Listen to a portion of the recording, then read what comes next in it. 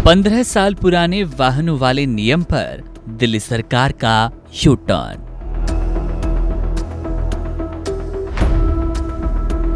Supreme court जाएंगी CM रेखा।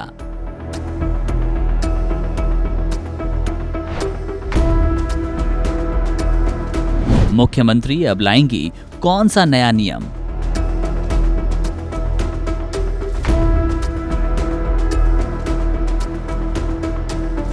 दिल्ली की मुख्यमंत्री रेखा गुप्ता ने हाल ही में दिल्ली में पुराने वाहनों पर लगे ईंधन प्रतिबंध के मुद्दे पर महत्वपूर्ण बयान दिया।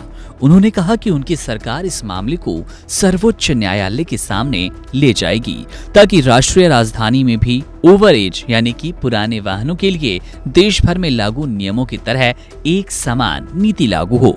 मुख्यमंत्री गुप्ता की यह टिप्पणी दिल्ली के उपराज्यपाल वीके सक्सेना द्वारा भेजे गए पत्र के बाद आई।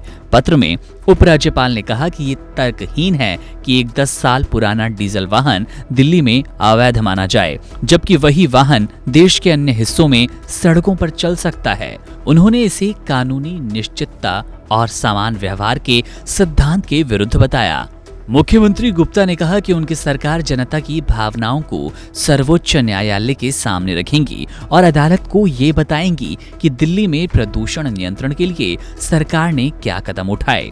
उन्होंने कहा, हम सुप्रीम कोर्ट से आग्रह करेंगे कि वे दिल्ली के लिए ऐसे नियम पर पुनर्विचार करें जो देश में लागू नहीं हैं। हमारा मकसद है कि दिल्ली वासियों को अनावश्यक कठिनाइयों का सामना न करना पड़े।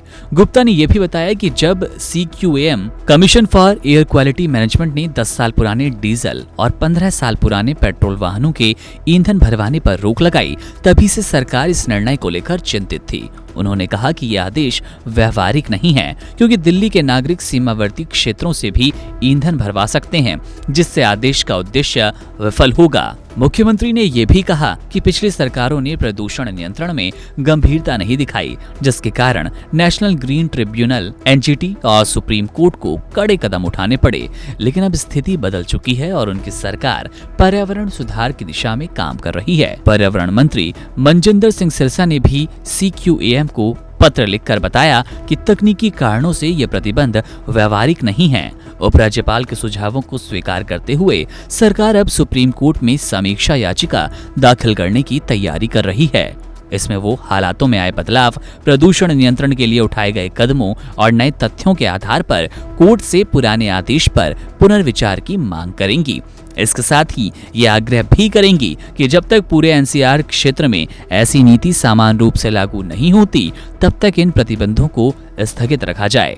गुप्ता ने स्पष्ट किया कि उनकी सरकार प्रतिबंध की नीति पर लोगों की असहमति को गंभीरता से ले रही है और सर्वोच्च न्यायालय से उचित और न्यायसंगत समाधान की उम्मीद करती है। Subscribe to One India and never miss an update.